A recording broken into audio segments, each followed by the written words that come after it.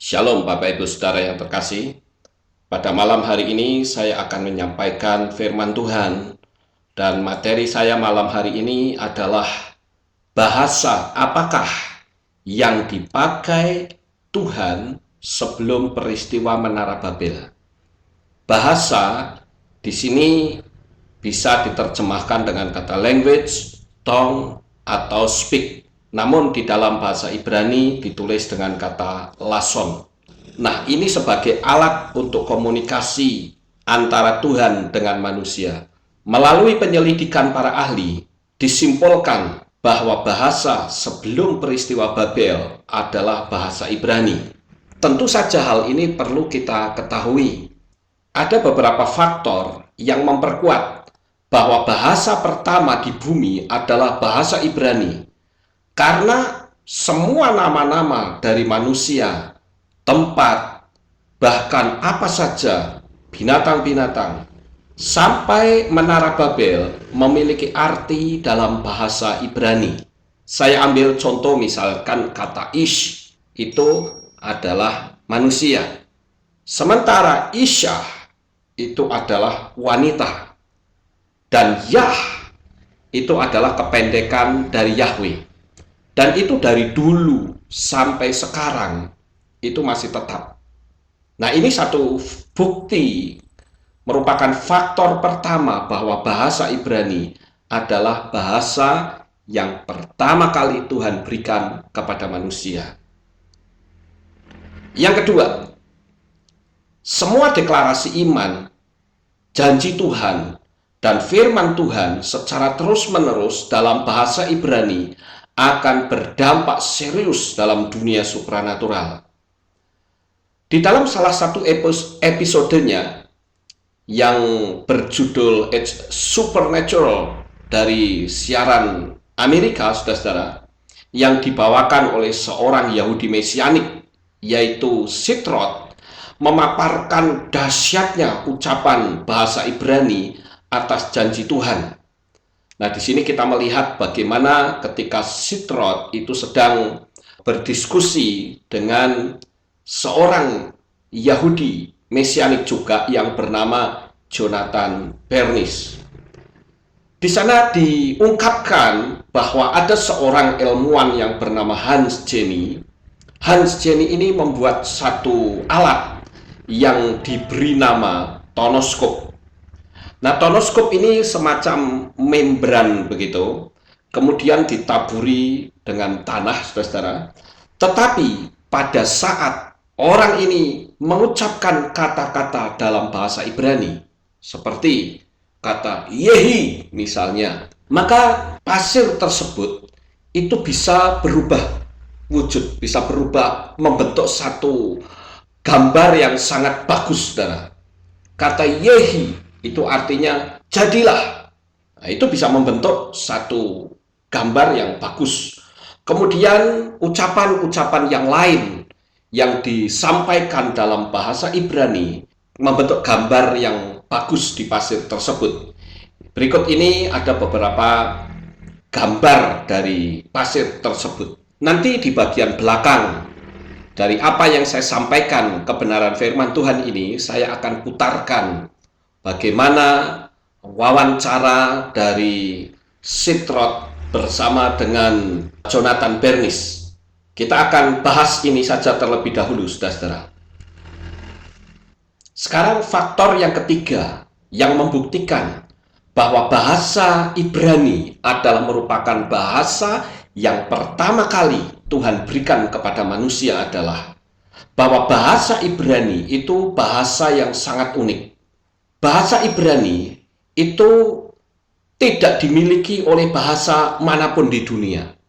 Artinya adalah kedalaman bahasa Ibrani itu sangat luar biasa. Satu huruf Ibrani, huruf Yod saja, itu memiliki kedalaman sampai 50 arti tersendiri.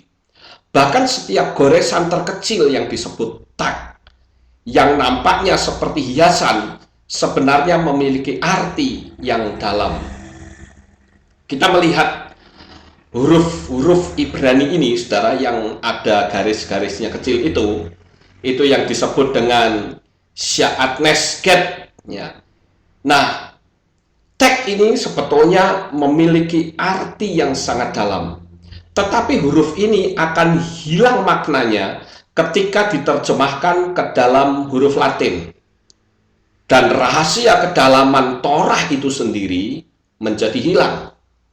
Bahkan arti yang seharusnya terkandung di dalam masing-masing tagin di atas juga tidak ikut diterjemahkan. Sehingga perkataan Yesua di dalam kitab Matiyahu pasal 5 akhirnya memiliki kedalaman arti yang berbeda dari konsep yang sebenarnya. Nah, sekarang mari kita akan coba melihat contoh yang lain, saudara. Di dalam kitab Matiyahu pasal 5 ayatnya yang ke-18, ayo kita lihat bersama-sama. Matius pasal 5 ayat yang ke-18. Mari kita akan buka kitab suci kita pada malam hari ini. Di dalam terjemahan Lai dikatakan, karena aku berkata kepadamu, sesungguhnya selama belum lenyap langit dan bumi ini, satu iota atau satu titik pun tidak akan ditiadakan dari hukum Taurat sebelum semuanya terjadi. Nah, sebetulnya terjemahan ini agak sedikit rancu, saudara.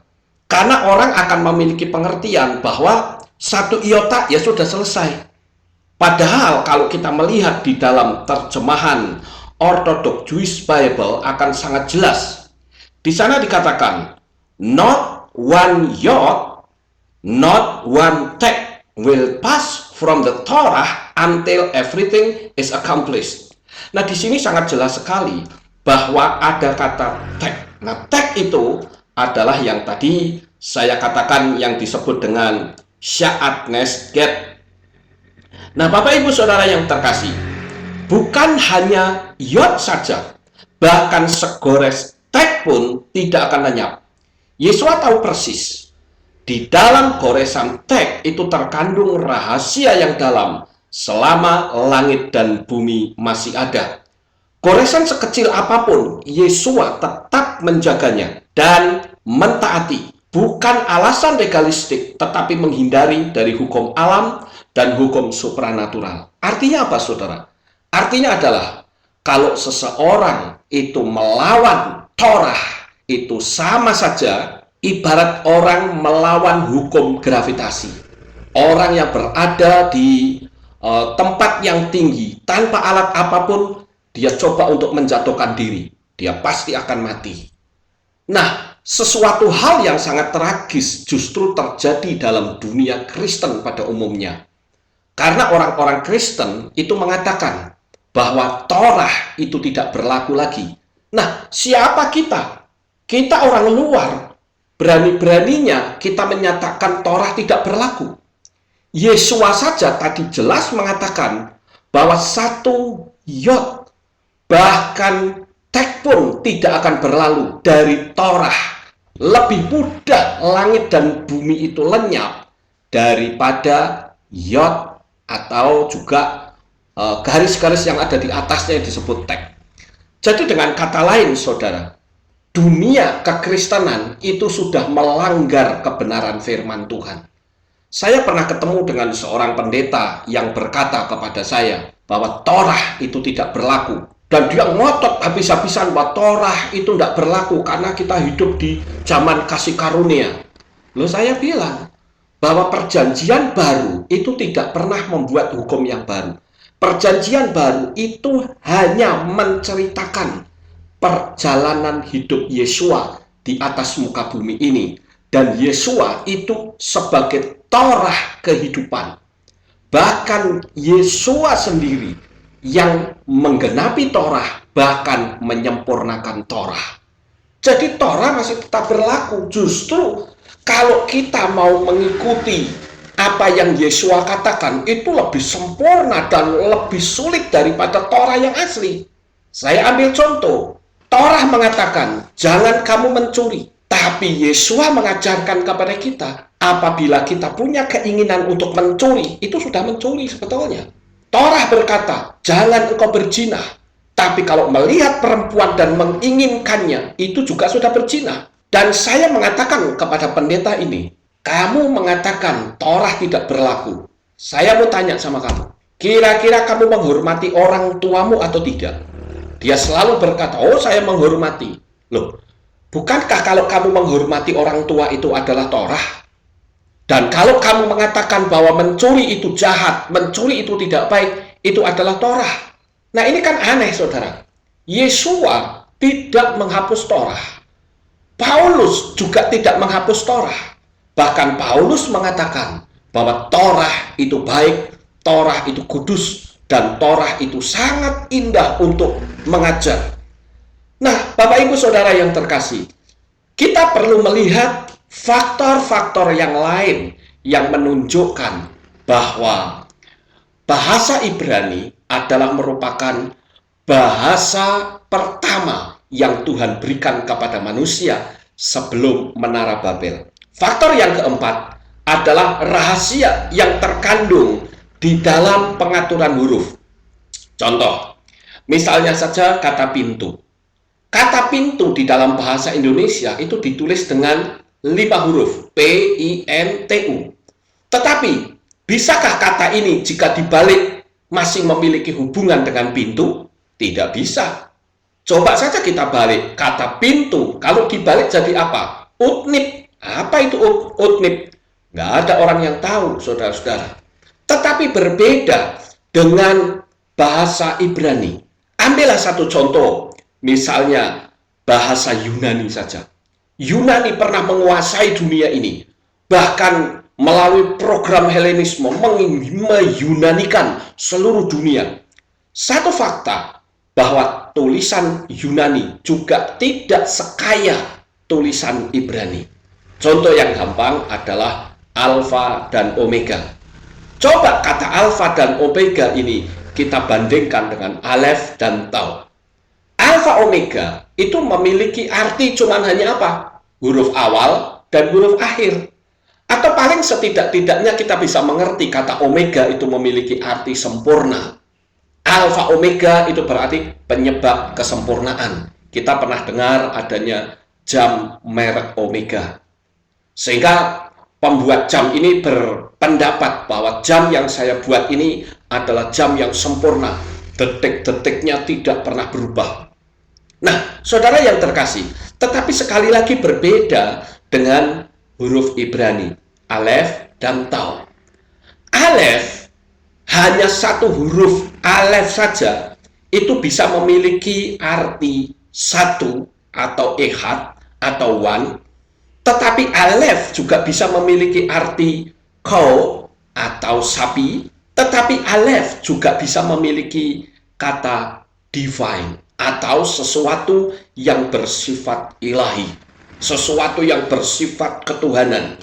Nah sekarang coba kita lihat saja kata Alef yang ditulis dengan 3 huruf misalnya, Alef, Lamed, dan P. Maka kalau tulisan itu dibalik, maka berubah menjadi P, Lamed, dan Alef. Maka dibaca Pele, yang artinya wonderful. Nah, wonderful ini adalah merupakan karakter dari Tuhan. Saya ambil satu contoh, misalnya saja, ketika Manoah didatangi oleh malaikat. Manoah ini bertanya tentang siapa nama malaikat itu. Tetapi, apa jawab malaikat? Malaikat itu berkata, mengapa engkau menanyakan namaku? Bukankah nama itu ajaib? Itu tertulis di kitab Shoftim atau kitab Hakim-Hakim pasal 13 ayat 18. Nah kata ajaib atau keajaibanku itu ditulis dengan kata Peli atau P, Lamed, Alef, Yod. Nah kata Peli itu berasal dari kata yang sama yaitu Pele, P, Lamed, Alef, yang artinya adalah wonderful. Nah saudara, ini adalah kode kitab suci yang mengandung pesan rahasia yang unik. Kalau saudara melihat peristiwa menabraknya pesawat ke World Trade Center, hancurnya World Trade Center itu pun sudah ada di dalam Bible Code, saudara. Bible Code ini adalah merupakan teks kitab suci berbahasa Ibrani yang belum diberi angka atau diberi ayat-ayat, belum. Tetapi melalui komputer, maka huruf-huruf Ibrani yang masih seolah-olah serabutan itu memiliki kode-kode rahasia yang dalam. Dulu pernah muncul satu buku, kalau tidak salah dikarang oleh Michael Drosnin. Ya, di sana diceritakan bagaimana kode rahasia yang ada di dalam kitab suci kalau dibuka melalui komputer akan membentuk beberapa kata, termasuk menghancurkan dua menara kembar atau World Trade Center di New York. Itu pun sudah terprediksi di situ. Kita melihat di sini ada kata the twin, ada terror attack, ada tower, ada Bin Laden, ada thousands of people, ada murders. Semua tercakup di situ. Bahkan ketika terjadi pengeboman bom Bali di Sari Club di Bali, itu pun sudah tercantum di dalam Bible Code, saudara-saudara. Nah, hal ini yang saya katakan bahwa bahasa Ibrani itu memiliki kedalaman yang sangat luar biasa. Hal yang berikutnya yang menarik dari hal ini adalah julukan atau gelar nama Tuhan. Jikalau itu diucapkan pada situasi yang tepat dalam bahasa Ibrani, akan memiliki daya cipta yang hebat. Nah, dunia Kristen menolak akan hal ini. Sehingga mereka berkata, doa itu kan sekenanya. Yang penting kita keluar dari dasar hati, Tuhan toh juga tahu isi hati kita. Sehingga kita tidak lagi menggunakan aturan yang sudah dicantumkan oleh Tuhan. Nah, kalau Bapak Ibu Saudara melihat di dalam kitab Shemot pasal 15 ayat 26 atau kitab Keluaran, maka dalam bahasa Inggris dikatakan I am the Lord that heal thee, atau akulah Tuhan. Nah, Tuhan ini sebetulnya adalah Yahweh. Akulah Yahweh yang menyembuhkanmu. Di dalam bahasa Ibrani dikatakan Ani Yahweh Rofeka. Aku Yahweh yang menyembuhkan. Jadi saudara, dengan kata lain, ketika kita mungkin sedang berdoa untuk orang sakit, kita bisa loh mengucapkan kata-kata Yahweh Rofeka, Yahweh yang menyembuhkan. Yehi, terjadilah. Wah, saya percaya dalam dunia supranatural itu akan membuat satu mujizat yang luar biasa. Karena kata-kata ini jikalau diucapkan berulang-ulang, itu akan membentuk satu hal yang luar biasa, memiliki energi yang dapat memberikan kesembuhan.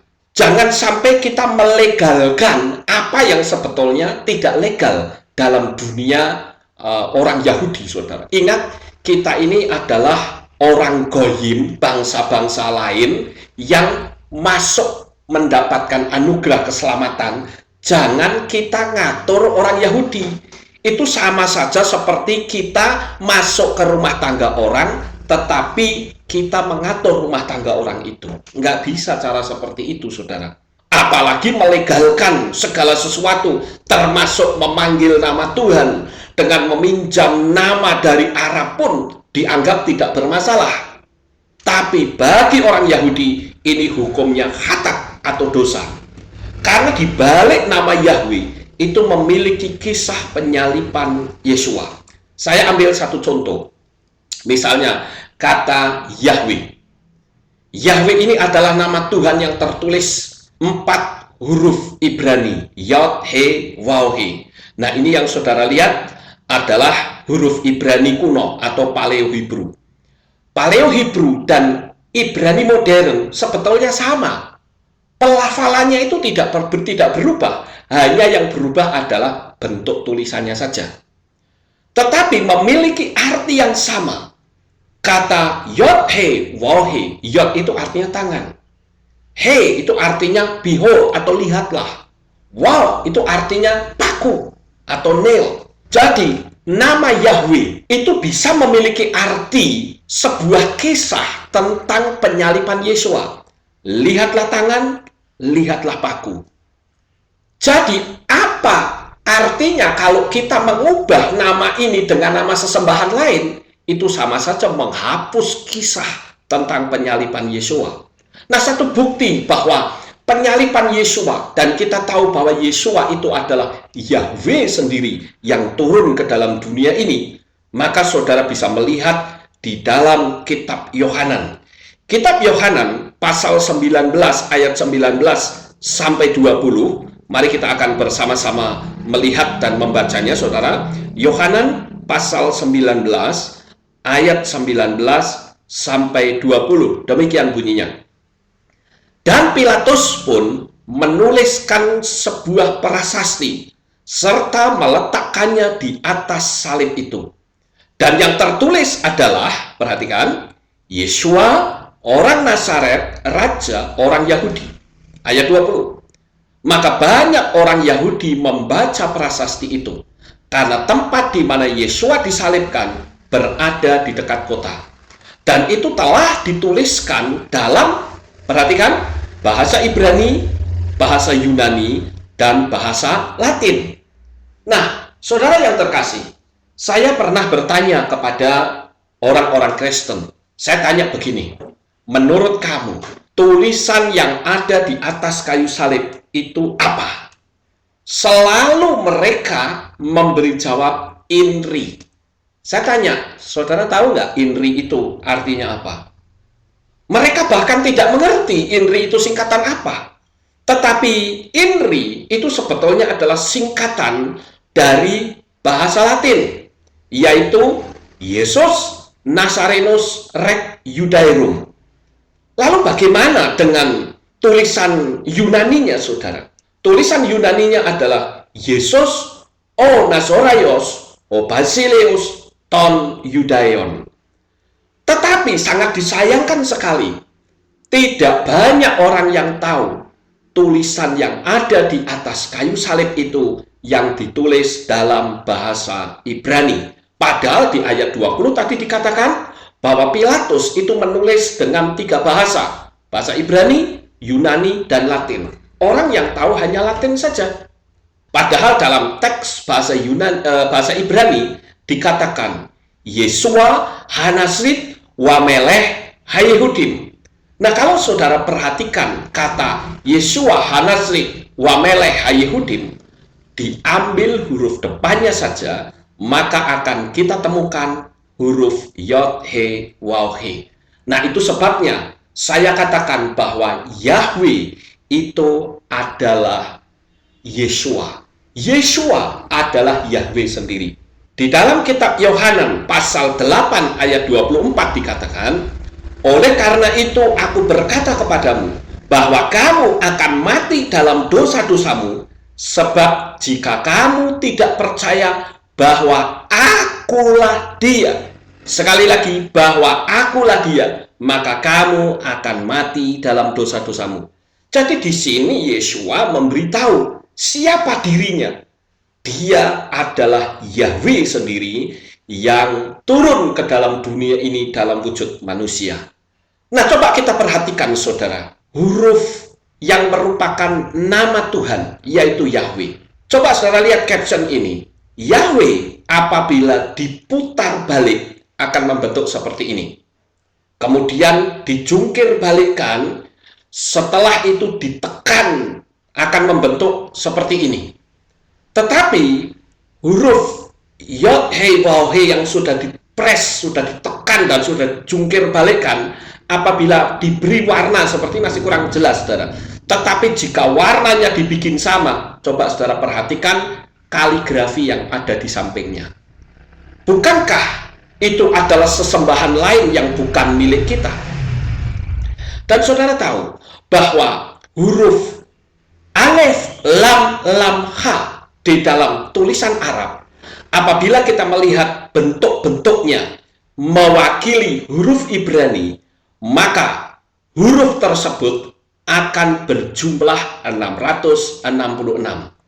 Jikalau yang berbentuk seperti huruf W ini mewakili huruf Shin, kemudian yang ada di ujung sini mewakili huruf Nun, kemudian yang di atas yang cuman hanya koma itu mewakili huruf Yod, dan yang di depan ini mewakili huruf Waw, maka kalau dihitung 666 ditambah 60 ditambah 6. Jadi 666. Kita semua tahu saudara, 666 itu apa? Di dalam angka gematria Ibrani ataupun angka gematria Yunani, apabila huruf ini dibentuk, dihitung, maka jumlahnya akan tetap sama, yaitu 666. 666 itu adalah anti Hamasyah. Nah, saudara yang terkasih, mungkin ada yang bertanya kepada kita, apakah ada tulisan Allah? Oh, saya bilang ada.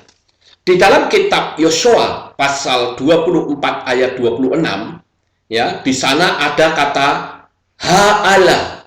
Ha'ala itu artinya adalah pohon besar atau oak tree atau pohon oak. Pohon oak ini sebetulnya adalah pohon yang ada di hutan yang biasa dipakai untuk rumahnya burung hantu, saudara-saudara. Nah, kalau kita melihat juga di dalam kitab Yesaya pasal 14 ayat 12, mungkin saudara pernah melihat atau membaca ayat ini, di situ ada kata bintang timur. Nah, bintang timur itu teks aslinya adalah Hilal ben Sahar. Lalu siapakah Hilal ben Sahar ini? Dia tidak lain adalah si bulan bintang yang dicampakkan ke bumi. Dia adalah Lucifer. Kenapa? Karena dalam Yesaya 14 ayat 12 dalam terjemahan King James Version, maka di sana akan ditemukan kata Lucifer.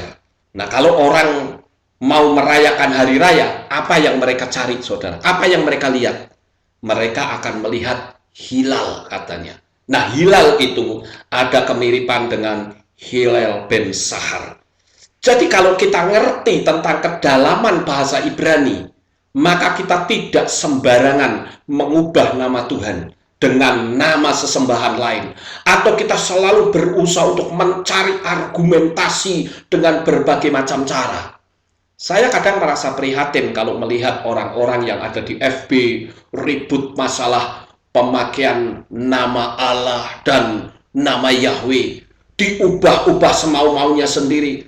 Saya katakan mereka ini tidak paham, saudara. Jadi saya kadang tertawa melihat mereka, ngototnya saja yang besar. Mereka tidak memahami bahwa dengan menghapus nama Yahweh dan mengganti dengan nama yang lain, itu sama saja menghapus kisah tentang penyaliban Yesua. Bapak Ibu Saudara yang terkasih, kembali kita masuk ke dalam istilah julukan atau gelar nama Yahweh atau nama Tuhan.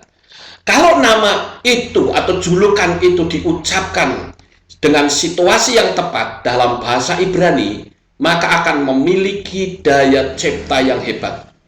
Abraham menjulukinya dengan Yireh atau menyediakan. Dan ini bisa saudara temukan dalam kitab suci ketika Abraham pada waktu itu membawa Ishak ke atas ke Gunung Moria dan akan dipersembahkan.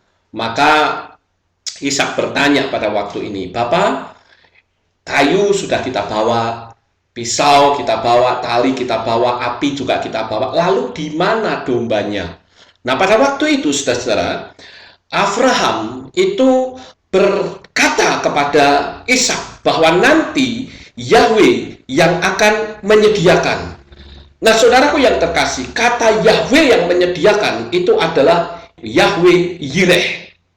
Nah, ketika saudara di dalam menghadapi masalah finansial misalnya saja, saudara bisa mengucapkan hal ini di dalam doa. Yahweh Yireh, Yahweh yang akan menyediakan setiap finansial yang saya hadapi. Dan saya percaya mujizat itu pasti akan terjadi. Nah, Bapak Ibu Saudara, kalau kita melihat Daud juga menjuluki Yahweh itu dengan kata Roi atau Yahweh Gembalaku. Saat Daud menghadapi ketakutan, tantangan terhadap musuh, maka dia akan berkata, Yahweh Roi, Yahweh adalah gembala yang luar biasa, gembalaku yang ajaib. Nah, saudaraku yang terkasih, dia tahu, karena sebagai seorang gembala, karena dia adalah menggembalakan domba, maka dia tahu, dia ingat bahwa dengan dia menggembalakan domba, ketika ada binatang buas, dia akan menjadi pembelanya. Sama seperti ketika Daud menghadapi masa yang luar biasa membuat dia takut, dikejar-kejar musuh, dia masuk ke dalam lembah kelam. Apa yang Daud katakan? Dia katakan bahwa Yahweh itu adalah gembalaku, takkan kekurangan aku. Ia membaringkan aku di padang yang berumput hijau. Bahkan Daud juga mengatakan, gadamu dan tongkatmu itulah yang menghibur aku. Bapak Ibu Saudara yang terkasih, di sini sekali lagi kita bisa mengucapkan hal-hal yang luar biasa karena ucapan kita dalam bahasa Ibrani merupakan sesuatu power yang luar biasa yang akan menggetarkan dunia alam supranatural. Bapak Ibu Saudaraku yang terkasih, beberapa waktu yang lalu ketika kita melakukan Sukkot, saudara, di gereja ini memberikan souvenir. Souvenirnya adalah mezuzah. Saya tidak tahu apakah saudara masih memakai mezuzah itu atau menempatkan mezuzah itu sebagaimana mestinya di pintu atau ambang pintu, atau saudara mungkin taruh sembarangan. Saudara tidak terlalu menganggap ini. Tapi coba, kalau saudara melihat di dalam kehidupan orang Israel, kalau saudara pergi ke Israel, coba saudara perhatikan, di seluruh rumah orang Israel pasti ada mezuzah. Nah, mezuzah itu, saudara, itu mengingatkan kepada pemilik rumah bahwa Tuhan yang mereka sembah itu adalah Tuhan yang Maha Kuasa. Kenapa? Karena di mezuzah itu sendiri, di sana tertulis huruf Shin, Dalet, Yod, ya, yang artinya adalah Shaddai. Tetapi huruf Shaddai ini juga bisa memiliki arti yang dalam. Saudara perhatikan kata Shomer, Daletot, Yisrael. Shomer, Daletot, Yisrael itu artinya adalah Tuhan penjaga pintu rumah orang Israel. Kata Shaddai itu ada di mezuzah itu dengan tujuan agar kita kalau keluar masuk rumah, kita akan selalu ingat bahwa kita memiliki Tuhan yang Maha Kuasa, yang orang mungkin suka menyebut dengan kata El Shaddai. Nah, kita apabila rumah kita dipasang mezuzah, maka ketika saudara keluar masuk, tidak seperti bangsa-bangsa lain yang seruntal-seruntul keluar masuk tanpa dia ingat bahwa dia punya Tuhan. Kalau orang Ibrani tidak seperti itu, saudara. Orang Yahudi setiap kali dia mau keluar, dia akan pegang pintu atau mezuzah itu. Dan hatinya akan diingatkan bahwa aku punya Tuhan yang Maha Kuasa. Demikian juga pada waktu dia masuk. Nah, Bapak Ibu Saudara yang terkasih, ketika Daud itu berperang melawan Goliat, dia pun bisa memenangkan peperangan itu karena dia mengakui bahwa Yahweh yang dia sembah adalah Yahweh Sebaot atau Yahweh semesta alam. Jangan sampai kita berkata seperti orang-orang Kristen pada umumnya. Kita sudah tidak bisa disebut Kristen, saudara. Kenapa? Karena kita sudah tidak lagi menyebut kata Kristus. Kita pun juga seperti saya tidak mau disebut Mesianik, karena Mesianik nanti akan benturan dengan kelompok yang lain. Maka kalau orang tanya, lah terus kita kelompok apa? Ya, saya akan berkata, kita adalah orang-orang yang percaya. Percaya siapa? Percaya Bapak Yahweh di dalam Tuhan Yeshua HaMashiach dan Ruach HaKodesh. Nah, Bapak Ibu yang terkasih, orang-orang Goyim yang tidak mengerti aturan di dalam kehidupan orang Ibrani, maka orang akan berkata, pakai nama Tuhan manapun juga buktinya aku sembuh. Ya benar, tapi itu hanya kasih karunia Tuhan. Bukan berarti kalau itu saudara mengalami kesembuhan, berarti saudara itu legal. Cara yang saudara lakukan tidak bisa, saudara. Itu ibarat seperti anjing yang makan dari remah-remah meja tuannya. Ya.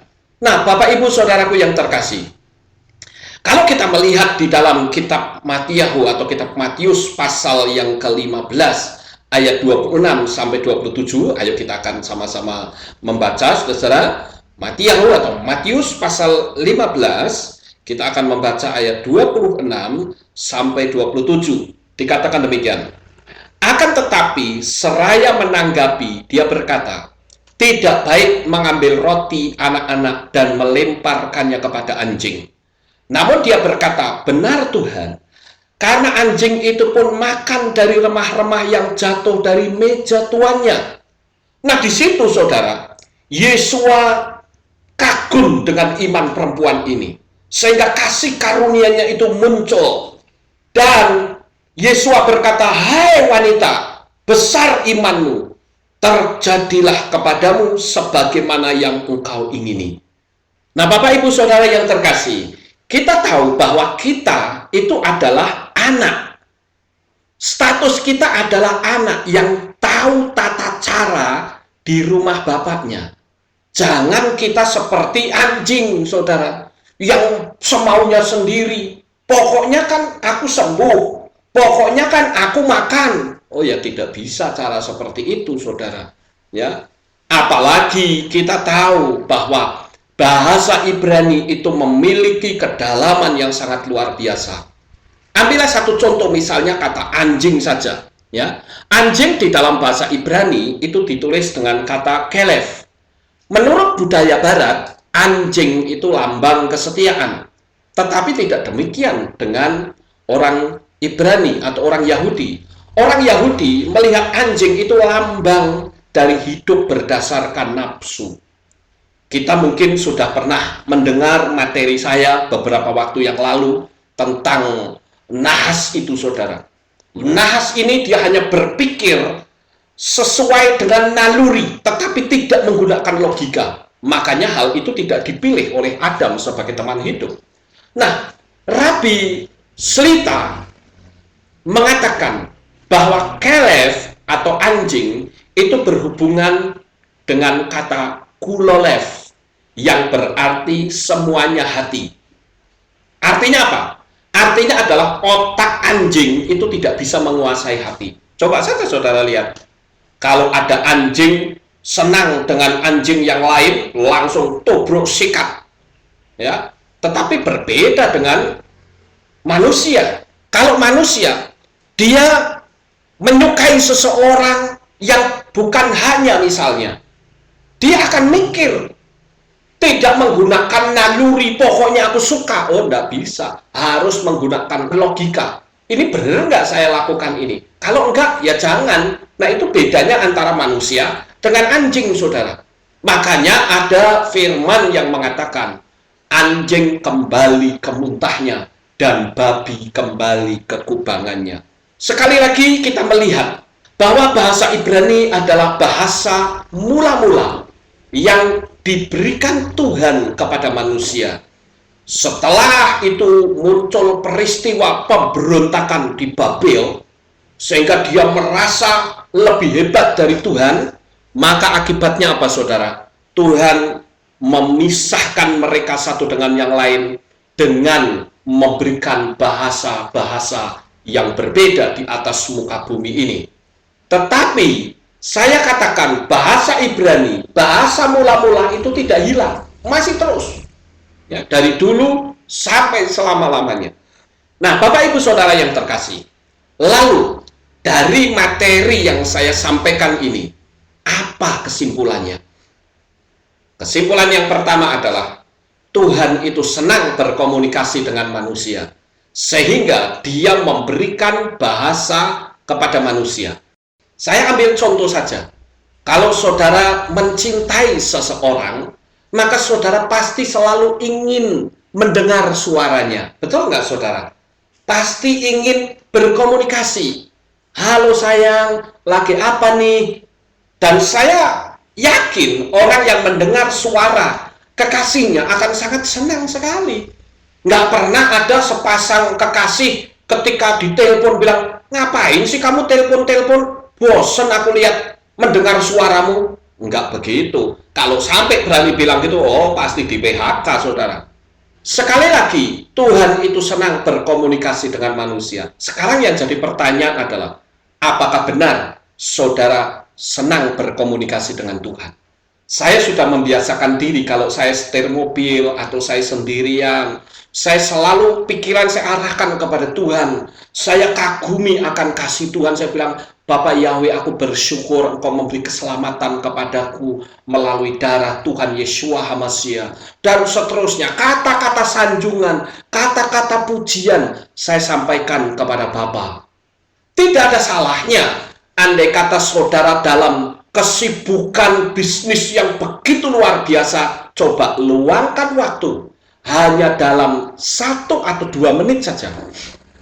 Coba saudara masuk ke kamar, kemudian saudara tangannya mengadah dan berkata, Bapak Yahweh, aku berterima kasih Engkau memberkati aku dengan sangat berlimpah.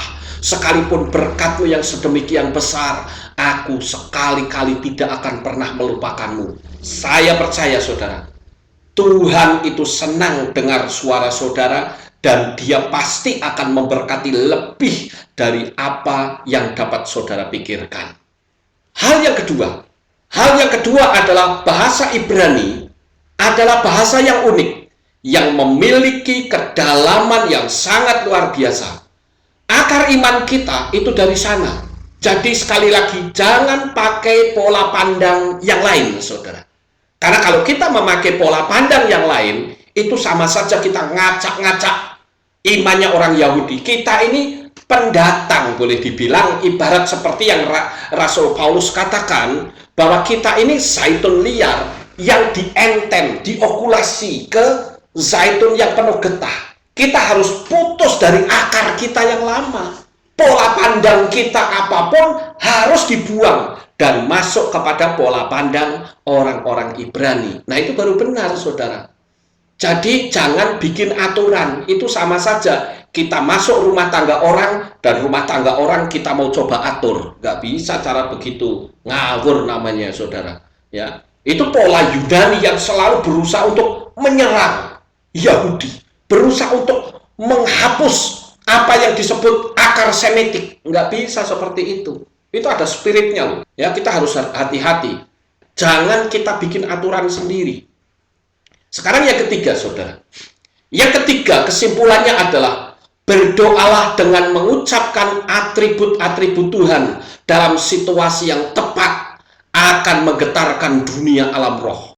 Saudara tahu, di sini saya tunjukkan foto dari mobil yang Tuhan berikan kepada saya. Ini saya dapat mobil dikasih orang, saudara-saudara, dan mobil itu saya beri tulisan. Saudara tahu, ini tulisan apa? Yahweh Elyon. Yahweh Elyon itu artinya Yahweh yang Maha Tinggi. Melalui mobil ini saya akan selalu ingat bahwa tidak ada nama lain yang lebih tinggi dari nama Yahweh. Sementara di bagian sisi yang lain saya tulis Yahweh Sebaot, Yahweh semesta alam. Tidak ada pencipta yang lain di atas muka bumi ini selain Yahweh. Jadi kalau saudara mau selamat, ya harus percaya kepada Bapa Yahweh di dalam Tuhan Yeshua HaMashiach dan Ruach HaKodes. Di dalam kitab Yesaya pasal 43 ayat yang ke-11 dikatakan, Anoki Anoki Yahweh wa ein mibal adai musia, yang artinya akulah Yahweh, tidak ada juru selamat selain aku. Jelas di situ, tidak ada juru selamat selain Yahweh. Ketika Yahweh turun ke dalam dunia ini dalam wujud manusia, Dia pun mengucapkan hal yang sama. Akulah satu-satunya jalan, kebenaran, dan hidup. Seorang pun tidak akan sampai kepada Bapa kecuali melalui aku. Nah, di sini sangat jelas sekali, saudara. Jadi kita sebagai anak-anak Tuhan, kita harus menyadari bahwa Tuhan itu sangat rindu untuk kita mengucapkan kata-kata yang dahsyat. Jadi tidak ada salahnya kalau ketika kita berdoa untuk orang sakit, kita bisa mengatakan bahwa Yahweh Rafa, Yahweh penyembuh, Yahweh menyembuhkanmu. Dan saya percaya ucapan itu akan merambat ke dalam dunia supranatural dan memberikan kesembuhan kepada orang tersebut. Nah, oleh karena itu, saudara-saudara, sekali lagi, jangan pernah kita memakai pola pandang sendiri. Ini kesimpulan saya yang keempat. Dan puas hanya makan remah-remah roti. Saudara tahu, pemulihan itu bukan cuma pemulihan nama. Gereja ini sudah 14 tahun meninggalkan nama sesembahan yang bukan dari Israel. Tetapi bahkan sampai sekarang masih banyak gereja yang belum bisa menerima. Bahkan mengolok-olok, menghina. Orang Yahudi tidak memanggil nama Bapa itu karena mereka merasa takut. Mereka merasa menghormati, walaupun sebetulnya itu bukan keinginan Bapa sendiri. Karena keinginan Bapa adalah nama itu harus dimasyurkan, nama itu harus diucapkan. Tetapi orang Yahudi menghormatinya sampai-sampai dia tidak mengucapkan. Malah berbeda dengan orang Indonesia. Orang Indonesia malah menghina nama Bapak Yahweh. Ini kan kurang ajar namanya, saudara. Orang merasa menganggap ini benar, nggak masalah. Ya, kita nggak masalah selama di dunia. Tapi nanti kalau sudah mati, kita punya masalah besar. Jadi kita jangan melegalkan apa yang tidak legal, saudara. Itu hukumnya khatat. Hukumnya itu dosa. Nah, oleh karena itulah saya ingin agar supaya saudara sekalian bisa mengikuti kebenaran firman Tuhan ini. Jangan kekeh. Pokoknya, tapi tanpa dasar. Itu kan lucu, saudara. Sama seperti saya mengatakan bahwa dunia Kristen itu adalah dunia yang carut-marut dalam beragama. Kenapa? Loh, sekarang saya katakan, coba saudara tanya kepada semua orang Kristen, Yesua itu mati hari apa? Semua orang pasti akan mengatakan, oh, Yesua itu mati hari Jumat yang dikenal dengan Jumat Agung. Saya katakan Jumat Agung saja, istilah ini salah. Nggak ada Jumat Agung dalam kitab suci, saudara. Ya, apalagi dibilang matinya Jumat. Lalu saya tanya, bangkitnya kapan? Mereka bilang, oh, bangkitnya itu hari Minggu pagi. Salah. Minggu pagi bukan bangkit. Minggu pagi itu ketahuan dia sudah bangkit. Dan itu pun ketahuan kenapa? Karena ada gerombolan Maria yang datang ke kubur. Tetapi bisa nggak kalau saya katakan bahwa Yesua itu bangkit jam 9 malam atau jam 7 malam? Bisa saja. Kenapa? Karena jam 7 malam itu sudah dianggap rison atau hari Minggu. Lalu kalau begitu matinya kapan? Ya gampang, tinggal diundurkan saja. Nah, oleh karena itulah kita harus tahu bahwa kebenaran firman Tuhan itu tidak bisa ditoleransi. Saya ambil contoh. Ketika Mose bersama dengan Tuhan mendekati Kanaan, waktu itu jemaat Israel, orang-orang Israel gumbreng karena dia tidak punya air untuk diminum. Dia berteriak kepada Mose, dan Mose katakan apa? Tuhan, tolong, ini bangsa Israel teriak-teriak minta air. Lalu Tuhan berkata apa? Kamu ngomong sama gunung batu, keluar air, maka gunung itu akan keluar air. Tetapi karena Mose pada waktu itu emosi, saudara. Kenapa emosi? Karena digumbreng terus. Orang kalau digumbrengnya kan jengkel, emosi. Akhirnya gunung batu itu dipukul. Itu saja Tuhan bilang, oh, kamu tidak taat ya. Lebih baik kamu sudah cukup sampai di sini. Biar nanti yang menjadi penerus kamu masuk ke Kanaan adalah Yosua. Itu tidak menyangkut nama loh, saudara. Itu saja sedemikian tegasnya Bapak Yahweh. Apalagi nama diubah semau-maunya sendiri. Waduh, lah kita itu mau masuk surganya siapa? Oh, surganya yang punya itu Bapak Yahweh, kok malah Bapak Yahwehnya ditolak. Itu mau masuk surga siapa? Jadi jangan kita berpuas diri makan remah-remah, lalu kita berkata, makan remah-remah juga bisa hidup, rasanya juga sama. Tapi kalau ada yang berkualitas, kenapa kita ambil yang jelek? Apakah saudara pikir pendeta-pendeta itu tidak tahu bahwa nama sesembahan bangsa Israel itu bernama Yahweh? Oh, dia sangat tahu banget, saudara. Dia ngerti betul, apalagi dia sekolah teologi ya. Tetapi faktor-faktor lain, inilah yang membuat Tuhan itu tidak suka. Saya punya teman, saya kasih tahu tentang nama Yahweh, dia bilang, oh saya sudah tahu Pak Lukas, nggak perlu Anda cerita itu sama saya. Loh, saya bilang, kalau Anda sudah tahu, menyampaikan nggak sama jemaat?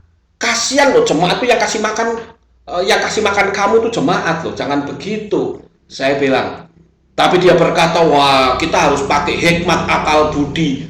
Saya bilang, kamu takut tapi bersembunyi di balik akal budi.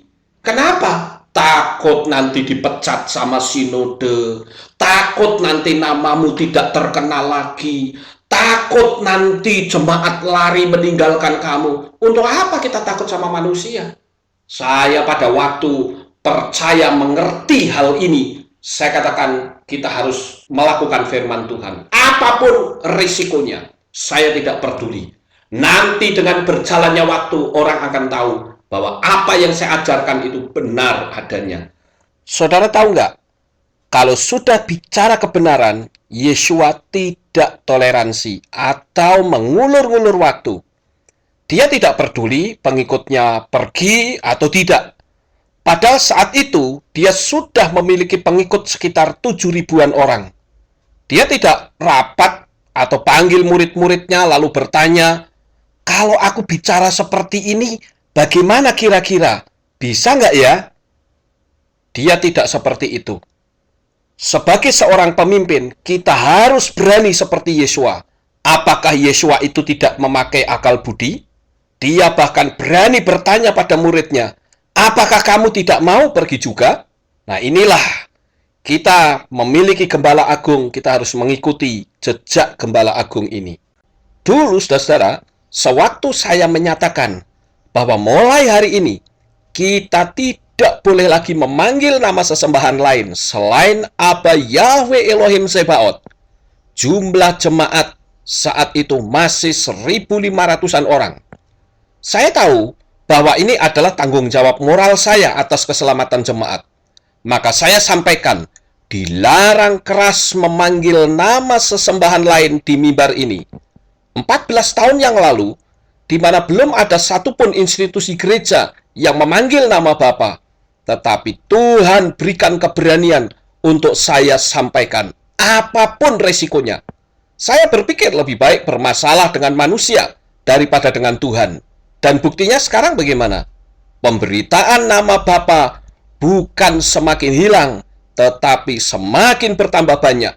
Saya tidak mau berlambat-lambat, karena saya juga kalau masuk surga, juga nggak mau berlambat-lambat, saudara. Nah, Bapak Ibu Saudara yang terkasih, pada malam hari ini saya sudah sampaikan firman Tuhan ini. Dan saya berharap hubungan kita dengan Tuhan itu harus semakin harmonis. Di tengah-tengah kesulitan apapun, jangan pernah kita tinggalkan Bapak Yahweh. Amin, saudara. Karena kita tahu bahwa dialah yang memberikan kehidupan kepada kita. Dia yang memberikan nafas kita sampai hari ini. Jangan takut kepada manusia. Proklamirkan nama Bapa Yahweh Sebaot, Tuhan semesta alam, pencipta langit dan bumi, sesuai dengan perintahnya. Sukses besar untuk saudara. Bapa Yahweh memberkati. Amin. Tim musik naik ke atas. Kita akan bersama-sama memuji dan menyembah Tuhan. Haleluya. Is there life after death? Do angels exist? Can our dreams contain messages from heaven? Can we tap into ancient secrets of the supernatural? Are healing miracles real? Sid Roth has spent over 35 years researching the strange world of the supernatural. Join Sid for this edition of It's Supernatural. Hello, Sid Roth here with Jonathan Bernis. Welcome to my world, where it's naturally supernatural. Rabbi Bernis and I go back, 28 years? 28. And We're closing on 30. I remember some of those early years. I would go up to Rochester, New York, where you had a Messianic Jewish congregation, and we used to pray all day in supernatural languages, and we were Zooming. But you know what's happening right now? And I have never seen you, Jonathan, so excited about this new thing, the restoration of Hebrew with the promises of God on healing. And why is Hebrew so important? Well, Sid, Hebrew is the language of the Scriptures, the very nature of God, the promises of God. Are all given to us in the Hebrew language. It just stands to reason that to go back to the Hebrew language will give us the most accurate, powerful means of confessing God's Word. I believe God answers in all languages. It doesn't matter. But the Hebrew language, there is some kind of a restoration of the Hebrew language going on, and there is an anointing on Hebrew. There's actually a glow on the Hebrew language, the Lashon HaKodesh, the tongue of the prophets. I believe that every letter of Hebrew has a meaning, and when you can break it down, it's sort of like the regular Bible and the Amplified Bible. It's just so much fuller. In fact, what did the ancient rabbis tell us about Hebrew? Well, the ancient rabbis believed that it was better to pray or to speak in the holy language, Lashon HaKodesh, the holy tongue, even if you didn't understand it, than any other language. And I don't want to get too mystical, Sid, but the ancient rabbis, even the rabbis today, teach that the Hebrew has certain harmonics that are sounds that actually create, that when the Lord created the world, the earth, the heavens and the earth, He created them by the spoken word, and that there's power. We already know there's power in the spoken word, but in the Hebrew language in particular, it is considered the holy language, and there's just tremendous power, I believe, both in confession and when you go back to the original Hebrew. I'm very excited. Well, I know you are. Well, actually, you found out how important it is to confess or meditate on God's Word when you were a rabbi in a congregation. And tell me about one of the members at Help. Well, you were actually commenting on in the beginning of the program. The Lord really dealt with me about bringing true change. I had so much counseling with a small congregation, just repetitive sessions where nothing was changing. And the Lord really spoke to me clearly about dedicating weeks aside for fasting and prayer. And you actually used to come to Rochester and experience these times of fasting and prayer. The problem is we're either fasting or praying. We don't couple them together. And I took these times where or designated times where I asked people from the congregation to actually take vacation time, and we devoted 9 hours a day to corporate prayer and worship. And it was out of those times that the power of confessing the Word of God became reality to me. I finally saw it. It coupled with going to meetings together sponsored by Kenneth Hagin. Kenneth Hagin was a tremendous influence in my life.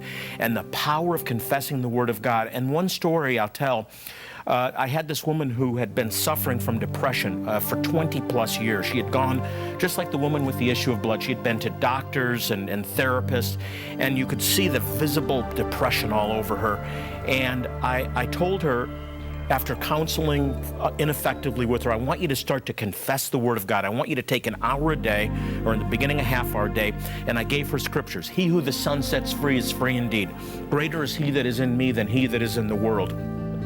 Those kinds of scriptures were more than conquerors through Him who loved us and strengthened us.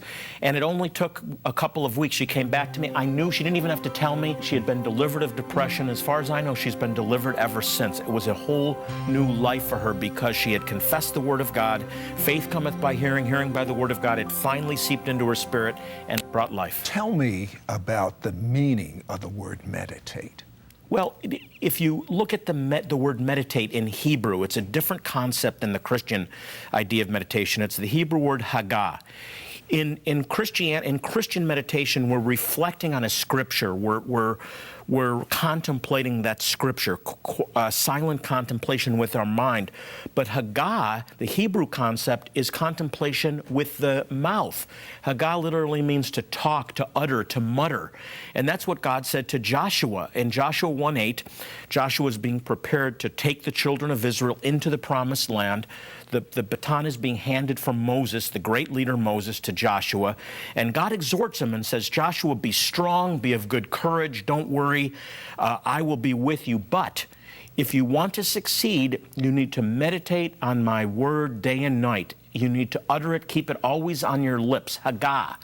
And so he tells Joshua that in order to be successful and prosperous, and that's what it says in the Hebrew, if you do this, if you Haggah, if you confess my word, keep it on your lips, you will be prosperous and successful. And I'm wondering how many watching want to be prosperous, want to be more successful? Well, the clue is in Joshua 1:8, Haggah. The Lord tells Joshua, and he's telling us today, if you want to be prosperous, if you want to be fruitful, if you want to be successful, you need to get the word of God into your heart. How do you do that? By keeping it on your lips, by speaking it, uttering it, muttering it.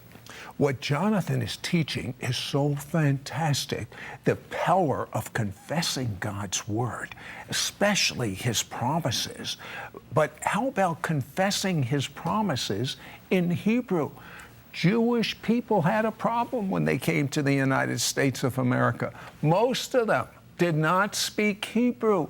So the Reform movement developed the most simplistic way of people being able to speak the Hebrew language. We're going to have a demonstration of it when we come back, and you'll be speaking Hebrew. Don't go away. We'll be right back to It's Supernatural. Sid Roth has found the key to worldwide revival. This is God's time to reach the Jewish people with his love. Messiah Jesus has torn down the wall dividing Jew and Gentile. The two together form one new man to reach the world. God's method to reach the Jewish people is through signs and wonders. This is why our website, sidroth.org, is jam-packed with tools to equip you to move in signs and wonders, understand Israel and the Jewish roots of the church. Log on to sidroth.org today. We now return to It's Supernatural. Hello, Sid Roth here with Jonathan Burness, and modern science is finding there's something very supernatural about the Hebrew language. For instance, I've recently read a study by a Swiss scientist by the name of Hans Jenny, and what he's done is he's been able to capture the effect of sand and sound. He has a box with sand, and when the Hebrew language is spoken, the sand actually, it has an invention called a tonoscope, the sand actually goes into beautiful geometric shapes. Now, he tried this with modern day languages, and nothing to that effect happened. There's something so supernatural about the language of Hebrew. But the problem is that most Bible believers would love to speak Hebrew, but they can't go to Bible college and study the Hebrew. And we Jewish people had the same problem when we came to America, and the Reform movement developed a method to learn to speak Hebrew instantly. Tell me about it. Well, I'd love to say that I invented this, Sid, in different materials that I've produced. I did not. I grew up with this. When Jews came from the old country, from Europe at the turn of the 19th century and into the earliest part of the 20th century, or the late part of the 19th and earliest part of the 20th centuries, they began to lose Hebrew as they assimilated into American culture. And the Jewish community was very concerned. Now, in the old country, they were all Orthodox. They learned Hebrew in yeshiva from the time that they were little, but Hebrew was being a lost language. And in order to keep it, the use of Hebrew in the prayer books and as part of our liturgy in the synagogue, they developed a method called transliteration. And very simply, transliteration is taking the Hebrew and spelling it out like phonetically, like they do in dictionaries with English. So you could actually, you have the Hebrew above it and then the transliteration, so you could read it in Hebrew quite accurately by reading it phonetically. And that method preserved Hebrew prayer in the synagogue to this day, even in Reform Judaism as well as conservative. Well, I would like to see you demonstrate this. There is one of my favorite scriptures, Exodus 15:26. Would you read that in English and Hebrew? Yeah, well, let me just do an excerpt from it. Okay. Let's take this is where we learn about one of the names of God, the nature of God, the Lord who healeth thee. Let's look at a revelation of God who is our healer. In Exodus 15:26, he declares himself, and look at the Hebrew now, as Ani Adonai Rofeka. That's almost impossible to read in Hebrew, but now when we use the transliteration, you see Ani, Yud-He Vav-He, Adonai or Jehovah, Rofeka. I am the Lord that healeth thee. And it's that simple. That's how it works. This declaration of the Hebrew name of God is now readable and pronounceable in the form of transliteration. Why do you believe it's so important to confess God's promises, even with the extra dimension of the Hebrew? Well, I believe that I don't believe it. The Bible says that God created the world, said, let there be light out of darkness with the spoken word. And this is what makes, that separates man from all the other members of the animal kingdom. It's the ability to speak with articulate speech, Sid. So it stands to reason that there's power in the spoken word. And that was an amazing scientific result, because I believe there's something unique about the Hebrew language, that what resonates, the sound waves that resonate from the Hebrew have that added dimension of creation. And the rabbis have been teaching this from ancient times, that there's something about the holy tongue, the Lashon HaKodesh, that even if you don't understand it, by speaking it, you're speaking life, you're creating. And I absolutely believe that. Not only do I believe it, Sid, I've experienced the power of speaking forth the word of God, because faith cometh by hearing, and hearing by the word of God. And it's with the mouth confession is made unto. You know, Zephaniah 3:9 is an important scripture. It is. It talks about in the latter days there'll be the restoration of a pure language. And Hebrew, biblical Hebrew, has no curse words. It is a pure language. That's a tremendous prophecy. And Sid, we talk a lot about end time events being fulfilled, about a restoration, the supernatural restoration of God. And the Hebrew language, which really came about through Eliezer ben Yehuda, modern Hebrew as a spoken language, I believe is part of this end time restoration that's taking place now. And I think believers should be part of it. Get in on it. Well, Eliezer ben Yehuda was a very interesting man. He literally, God told him to restore Hebrew as a modern-day spoken language. And Israel could not be a nation today without a language, because Jewish people came from the four corners of the earth where God said he would spread us, and it was necessary for Hebrew to be revised. And that's what Zephaniah said. It does, but Sid, let me quote another scripture.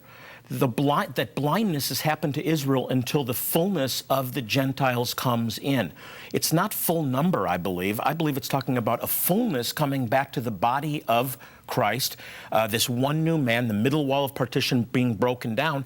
And part of that includes an embrace of the Hebrew roots of the faith. And that's why I think there's a growing interest in the Hebrew language among Christians today. When we come back from the break, you're going to find out the difference it's made in Rabbi Jonathan Bernis's life through confessing God's word and publicly proclaiming God's word. Don't go away. We're going to be right back. Let there be light. And there was light. These words, as recorded in Genesis, that God spoke when he created the heavens and earth, were in Hebrew. God gave Israel Hebrew, a supernatural language. When the prophets spoke in Hebrew, God's promises would come to pass. Now you can confess God's promises in Hebrew and receive your supernatural breakthrough. Call now and get this supernatural book and CD combo by Rabbi Jonathan Bernis, Confessing the Hebrew Scriptures. Yours for a donation of $35. Shipping and handling is included. Ask for offer number 1415. This beautiful book includes 46 different high-quality inspirational photos of Israel. More importantly, it includes 46 of God's greatest scriptural promises for you to confess, written both in English and written in Hebrew. Then, through the ease of transliteration, you can declare each promise for yourself in Hebrew. Included is this audio CD to help you with your pronunciation. Psalm 147, verse 3. He heals the brokenhearted and binds up their wounds. הרופא לשבורי לב ומחבש לעצבותם. Watch the Hebrew promises go directly to your spirit and manifest miracles in your life. Don't miss out on getting this supernatural book and CD combo by Rabbi Jonathan Bernis, Confessing the Hebrew Scriptures. Yours for a donation of $35. Shipping and handling is included. Ask for offer number 1415. Call or you can write to Sid Roth. It's Supernatural. Post Office Box 1918, Brunswick, Georgia 31521. Please specify offer number 1415 or log on to sidroth.org. Call or write today. We now return to It's Supernatural. Hello, Sid Roth here with Rabbi Jonathan Bernis. And Jonathan, tell me more about the supernatural quality of the Hebrew language. Well, Sid, I so value the gift of supernatural languages. This has been so helpful for me for almost 30 years because when I pray in these supernatural languages, I'm bypassing my mind, which tends to be in enmity with the things of God, in unbelief, in other words. Yes. And by praying in these supernatural languages, I'm getting this right into heavenly languages, right into my spirit.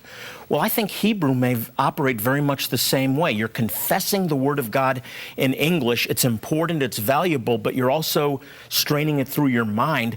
But when you go into the Hebrew, when you move into the Hebrew language, and again, I believe that there's certain harmonic releases in the Hebrew that are creative, just as God created the universe. And I believe He spoke Hebrew, personally. I can't prove that, but I believe that. But when you're confessing the Word of God in Hebrew, I believe it's bypassing the mind, and just like other heavenly language that we don't understand, it's going right into the Spirit. And guess what happens when the Word gets into our spirits? That's what makes it happen. As a matter of fact, teach just a little bit about the two types of faith. Okay, this is very, very important, so please listen closely. Romans chapter 10, verse 19, faith cometh by hearing, and hearing by the word of God. This is absolutely critical, because without faith, it's impossible to please God. If you want to be a God pleaser, you have to have faith. How do you get faith? By hearing the word of God. But there's two hearings. Faith cometh by hearing, hearing number one, and hearing by the word of God, second hearing. I believe the first hearing is the hearing with our ears. We confess the word with the mouth. We confess. We're hearing it, and hearing it. And finally, it drops that long 19 inches into our spirit. We finally hear it with the ear of our spirit. And when that happens, guess what? It releases the creative power of God. With the heart we believe, not with the mind, but with the heart, the word gets into our heart, and then confession is made unto. It's true of salvation, but it's also true of healing. It's true of deliverance. It's true of divine provision. We got to get it into our heart where faith dwells, and then we speak it forth in faith, and it becomes a reality. So what you're saying is confession doesn't heal you. Confession gets the promise into your spirit, and when it gets into your spirit, then it manifests. Yes, I'm saying both. Confession builds faith, yes. And then finally it's the confession of faith when it finally is heard by your spirit that also brings the healing or the deliverance or the miracle. We confess it forth when it gets into our heart. So it's both. We confess so we build faith, and then when it's in our spirit, we confess it from our spirit, that the spirit to mouth connection, and I speak life, and it becomes reality. Now, how has this made a difference in when, say, praying for the sick? Oh my goodness, Sid. It's day and night. Literally. I was frustrated with the lack of power and results when I prayed for people for healing, when I prayed for people to receive the infilling of the Holy Spirit. And I got a hold of this promise and applied it. And so what I do now is before I lay hands on people, say to be filled with the Spirit, I say, I want you to begin to confess now out loud. When hands are laid on me, I will be filled. When hands are laid on me, I will be filled. When Jonathan lays hands on me, I will receive. And I get them confessing and I look around to see who's really speaking it forth, and they're the people I go to first. And Sid, I've gone from about 20% receiving to about 95%. When they're confessing it forth and they're entering into this faith realm, the minute I lay hands on them, they begin to speak with other tongues. It is phenomenal. Well, I see why you're so excited about confessing God's word. I see, and then that extra dimension of the Hebrew, it's off the chart. And it works. That's the thing. This is the word of God. I believe that there's going to be such a release of favor over believers as they speak the promises of God, especially as they speak them with their English and with the Hebrew language. I believe that we could do the same thing you do in a meeting right now. We can. I believe that people could be physically healed of any kind of condition because of the faith that has been charged within you by meditating on God's word in the Hebrew and in the English. I want you to do with these people what has made the difference in your healing ministry. Ask them to confess that with you. I would love to, and I really want to encourage you. There's people watching that desperately need healing. There's people watching today that desperately need divine provision. You may be about to lose your home, and that's a word from the Lord. Some of you watching are about to lose your home. I'm speaking to somebody specifically. There's others that need deliverance or a restoration of family. You need to get the word of God into your heart. You need to find the scriptures that promise the solution. You need to confess them out loud. You need to use the transliteration tools that are out there and begin to speak in Hebrew, and God will change your life. I know it for a fact because that's what the Word teaches. But I want you to say right now, out loud, I don't care where you are, just right now, say out loud, when healing is spoken over the television right now by Jonathan, I will receive. Just say that right now. When healing is spoken over television by Jonathan right now, I will receive. I will receive. Say it out loud. No, you can't just think it. You have to say it. Say it forth. Hear it. I believe right now that I shall be healed. That I shall be healed. Say I believe right now I shall be healed. And receive it right now. I speak healing right now to you, right now, in the name of Yeshua. In Jesus' name, according to your faith, be it unto you. Receive your healing right now, in Jesus' name. Receive it. Amen. Jonathan, very quickly. Wow. The names of God in Hebrew are off the chart. Tell me something about the names of God in Hebrew. Well, all the names of God reveal the character and the nature of God. This is who God is. So all we have to do is to get a hold of the reality of who God is. He is Adonai Rapha or Rafeka, the Lord our healer. He is Jehovah Shalom, the God who is our peace. And as we confess this over and over again, and the scriptures that relate to that declare that, Sid, it eventually becomes a reality in our life. So instead of confessing, I am sick or I'm this, I'm that, confess who God is and what He's promised for us. And when you go back and do it in Hebrew, it's even more powerful. And it will become a reality in your life. You can see that we are two Jewish men that are so red hot for Jesus. And we want that middle wall of separation to come down. We want Gentile Christians to be red hot for Jesus too. Start confessing the promises of God. Start understanding through this wonderful method of transliteration, you too can be able to speak the Hebrew language. But you know what's even more important than all of this, and the glory of God is in the studio right now, is you making Jesus your Messiah and Lord. You say, I don't know how. Get real. Get real with God. Tell God you're sorry for all the things you've done wrong. What have you done wrong? Well, you've lied, you've stolen, you've been involved in sex outside of marriage, been involved in pornography, you've been involved in homosexuality, you've been involved in doing things you know are wrong. Tell God you're sorry. Believe the blood of Yeshua washes away your sins. The blood of Jesus washes it away. And now that you're clean, ask Jesus to live inside of you and be your Lord. Don't wait another second. Do it right now, right now. Let there be light. And there was light. These words, as recorded in Genesis, that God spoke when He created the heavens and earth, were in Hebrew. God gave Israel Hebrew, a supernatural language. When the prophets spoke in Hebrew, God's promises would come to pass.